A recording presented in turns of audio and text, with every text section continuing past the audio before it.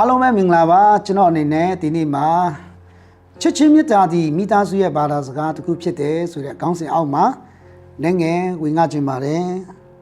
်ကျွန်တော်မိသားစုတွေထဲမှာစစ်မှန်တဲ့ချစ်ချင်းမြတ်တာကိုဘယ်လိုလက်တွေ့အကောင့်တွေပေါ်ပြီးမှကျင့်သုံးကြမလဲဆိုတဲ့အပိုင်းကိုတစ်ကောခန်းကြီး73အငယ်တစ်ကနေ73ကိုအခြေခံပြီးမှအငယ်ဝင်ငါခြင်းပါတယ်တစ်ကောခန်းကြီး73ကိုကြည့်တဲ့အခါမှာကျွန်တော်အနေနဲ့အပိုင်း3ပိုင်းကိုတွေ့ရတာဖြစ်တယ်နံပါတ်1ကတော့ချစ်ချင်းမြတ်တာရှိပါဆိုတဲ့အချက်ကိုပြောခြင်းတယ်။ဘာကြောင့်လဲဆိုရင်တော့အငယ်1ကနေ3မှာတွေ့ရတဲ့အကြောင်းအရာတွေထဲမှာကျွန်တော်တို့လူသားတွေရဲ့ဘဝမှာငါကလူဘာသာစကားကိုပြောနိုင်တယ်။ကောင်းကင်တမန်စကားကိုပြောနိုင်တယ်။ဒါပေမဲ့မေတ္တာမရှိဘူးဆိုရင်တော့အတန်ကိုပဲပေးတဲ့တဘိုးခရာကဲတို့လင်းကွင်းကဲတို့ပဲဖြစ်တယ်။ငါကပရောဖက်ဉာဏ်ကိုရတယ်။နဲ့လဲတဲ့အရာတွေကိုသိနိုင်တယ်။တိတ်မှန်ပညာအတတ်မျိုးမျိုးကိုတတ်တဲ့တောင်များကိုရွှေ့နိုင်တဲ့ယုံကြည်ခြင်းတွေရှိရင်တော့မှတဲ့မေတ္တာမရှိဘူးဆိုရင်အချီးနှီးတက်တက်ဖြစ်တယ်တဲ့နောက်ပြီးမှသူတစ်ပါးကိုယူမွေးမယ်ရှိသည်များဆွန့်ကျဲမယ်နောက်ဆုံးကုံပြောရမယ်ဆိုကိုမီးရှို့ပြီးမှဂျေဇူးပြုမယ်ဆိုရင်တော့မှတဲ့ကိုအပူဇော်ခံပြီးမှဂျေဇူးပြုနိုင်တဲ့အနေထားတဲ့အထိလုံနိုင်ခဲ့ရင်တော့မှတဲ့မေတ္တာမရှိဘူးဆိုရင်အကျိုးမရှိဘူးတဲ့ဒါကြောင့်ဒီကျမ်းချက်၃ချက်ကိုကြည်ခြင်းအဖြစ်ကျွန်တော်ပြောချင်တာကျွန်တော်တို့ရဲ့မိသားစုမှာကျွန်တော်တို့ရဲ့အသက်တာထဲမှာချစ်ချင်းမေတ္တာရှိပါချစ်ချင်းမေတ္တာရှိဖို့အကြောင်းကိုကျွန်တော်အနေနဲ့ပြောချင်တယ်လောကမှာတော့ချစ်ချင်းမေတ္တာနဲ့ပတ်သက်လာရင်အမျိုးမျိုးပြောကြတယ်ညီကိုမောင်တို့အချင်းချစ်တဲ့ချစ်ချင်းမေတ္တာရှိတယ်လူချင်းချစ်တဲ့ချစ်ချင်းမေတ္တာရှိတယ်မိဘကသားသမီးတွေကိုချစ်တဲ့ချစ်ချင်းမေတ္တာရှိတယ်ဟုတ်လားဒါကလူရဲ့ချစ်ချင်းမေတ္တာဖြစ်တယ်အခုချစ်ချင်းမေတ္တာအိမ်မထောင်မှာရှိပါမိသားစုထဲမှာရှိပါလို့ပြောတဲ့အခါမှာကျွန်တော်တို့လူသားတွေအချင်းချင်းကြားမှာရှိတဲ့မေတ္တာကိုပြောတာမဟုတ်ပဲကျွန်တော်အနေနဲ့ဒီကျမ်းစာကိုဖတ်တဲ့အခါမှာကျွန်တော်တို့ဖခင်သခင်ရဲ့ချစ်ချင်းမေတ္တာအိမ်ထောင်မှာရှိဖို့လိုတယ်ဆိုတဲ့အပိုင်းကိုပြောခြင်းတယ်နောက်ဒုတိယပိုင်းငယ်၄ကနေနောက်ပိုင်းငယ်၈လောက်ထိမှာဆိုတော့မေတ္တာကစိတ်ရှိတတ်တယ်ကျေးဇူးပြုတတ်တယ်ဂုဏ်ပြိုင်ခြင်းမရှိဘူးဝါကြွားခြင်းမရှိဘူးမာနမရှိဘူးမလျောက်ပတ်စွာမကျင့်တတ်ဘူးကိုယ့်အကျိုးကိုမရှာတတ်ဘူးမေတ္တာကဒေါသအမျက်မထွက်ဘူးအပြစ်ရှိသည်ဟုမထင်တတ်ဘူးမတရားသောအမှု၌ဝမ်းမမြောက်ဘူးဝမ်းမြောက်ခြင်းမရှိတတ်ဘူးတမန်တရား၌ဝမ်းမြောက်တတ်တယ်ခတ်သိမ်းသောအရာတို့ကိုဖုံးတတ်တယ်ယုံတတ်တယ်မျောလင့်တတ်တယ်ခတ်သိမ်းသောအရာတို့ကိုတီးခံတတ်တယ်မေတ္တာကဖောက်ပြန်ခြင်းမရှိဘူးဒီနေ့ဒီအချက်တွေကိုကြည့်ရတဲ့အခါမှာဘာတွေ့လဲချစ်ချင်းမေတ္တာဆိုတာကစီးထွက်ရမယ့်အရာဖြစ်တယ်ဥပမာတစ်ခုအနေနဲ့စမ်းချောင်းမှာရေကအမြဲတမ်းစီးထွက်နေတဲ့အတွက်ကြောင့်စမ်းချောင်းလို့ခေါ်တာချစ်ချင်းမေတ္တာဆိုတာကကျွန်တော်တို့ action ကဲတော့ကျွန်တော်တို့အထဲကနေထွက်လာရမယ့်အရာထုတ်ဖော်ရမယ့်အရာရှန်ထွက်လာရမယ့်အရာစီးစင်းလာရမယ့်အရာဖြစ်တယ်ဒါကြောင့်ကျွန်တော်တို့ခုန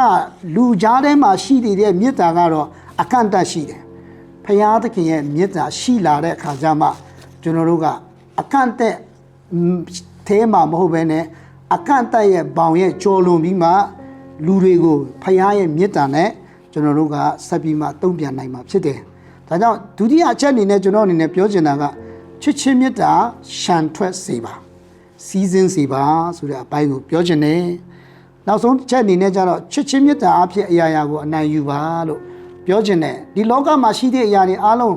သိနိုင်တဲ့အရာမသိနိုင်တဲ့အရာငါတို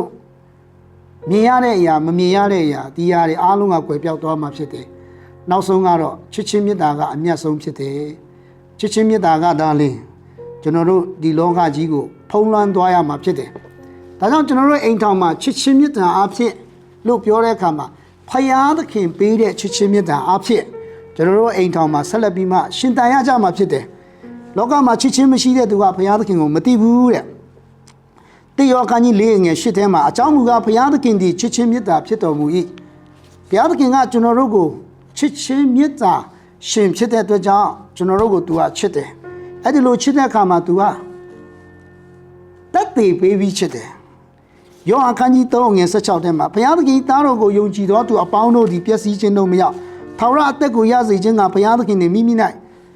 တပါးတည်းသောသားတော်ကိုစွန့်တော်မူသည့်တိုင်အောင်လောကီသားတို့ကိုချစ်တော်မူ၏လို့ပြောတာဖြစ်တဲ့အတွက်ကြောင့်ဒီနေ့ကျွန်တော်တို့ကိုသူ့ရဲ့သားတော်ကိုစွန့်ပြီးချစ်တဲ့ဘုရားသခင်ရဲ့မေတ္တာတည်းဟူသောယေရှုခရစ်တော်ကိုကျွန်တော်တို့ကယုံကြည်လက်ခံခြင်းအဖြစ်ဘ ဖခင်သခင်ရဲ့မြတ်တာကိုကျွန်တော်တို့ရှိလာနိုင်ရမှာဖြစ်တယ်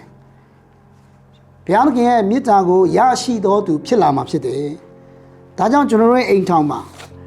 တူးချင်းစီတိုင်းအဖေဘုရားသခင်ရဲ့မြတ်တာကိုရှိဖို့အမေဘုရားသခင်ရဲ့မြတ်တာကိုရှိဖို့သားဘုရားသခင်ရဲ့မြတ်တာကိုရှိဖို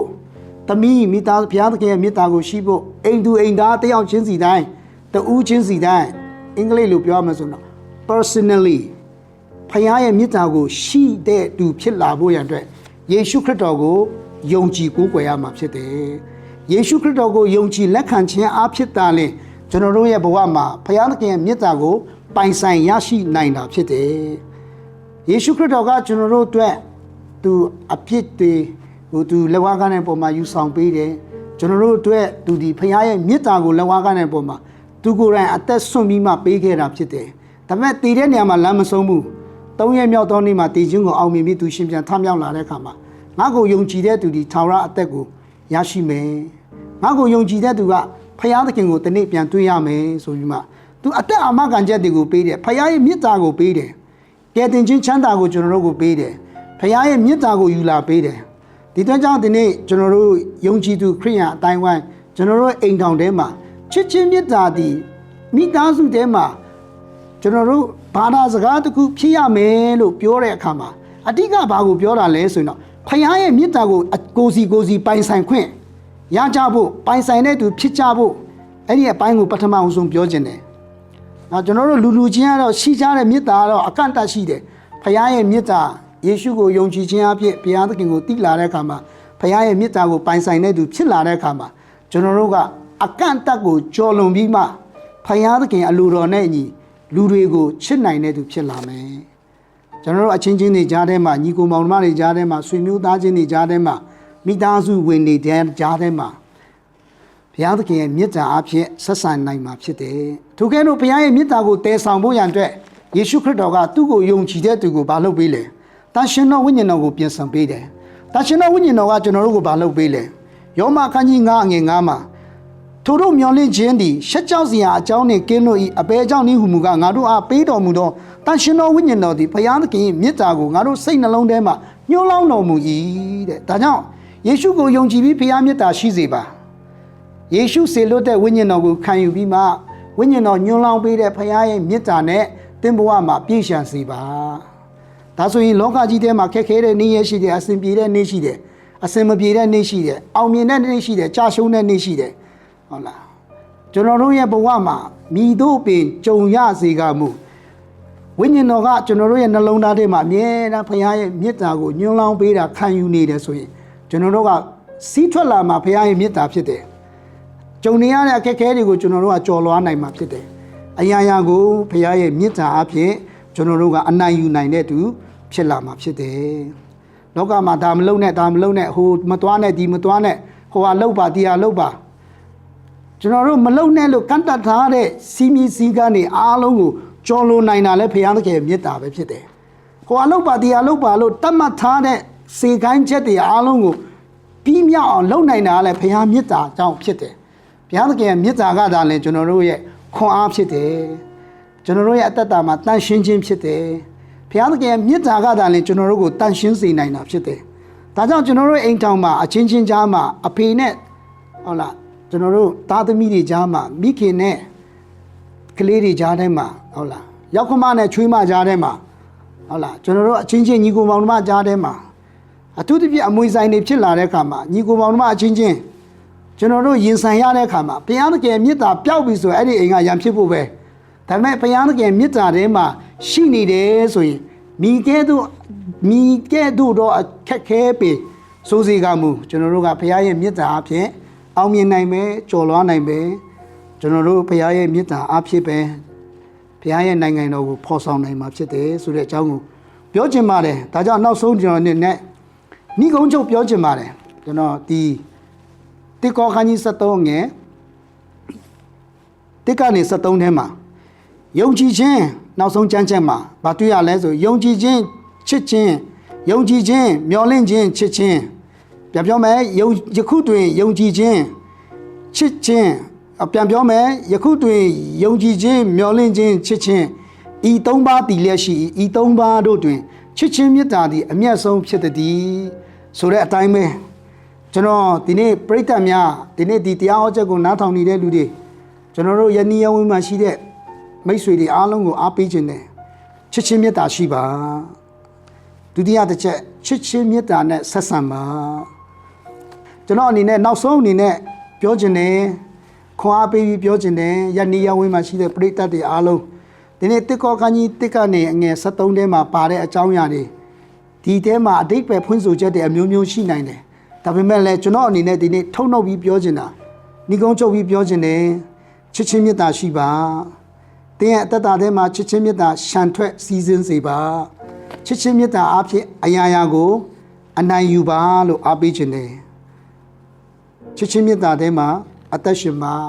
အဲ့ဒီချစ်ချင်းမေတ္တာလို့ပြောတဲ့အခါမှာဖယားသခင်ရဲ့အာဂဘေချစ်ချင်းမေတ္တာကိုပြောခြင်းဖြစ်ပါတယ်ဘုရားသခင်ရဲ့အာဂဘေချစ်ချင်းမေတ္တာတင်းဘဝမှာရှိစေပါတင်းရဲ့အိမ်ထောင်မှာရှိစေပါဇနီးမောင်နှံကြားမှာရှိစေပါသားတွေသမီးတွေတူးချင်းစီတိုင်းမှာဖယားရဲ့အာဂဘေချစ်ချင်းမေတ္တာယေရှုခရစ်တော်ကိုယုံကြည်ခြင်းအဖြစ်ရှိစေပါချစ်ချင်းမေတ္တာထဲမှာဆက်ဆံကြပါ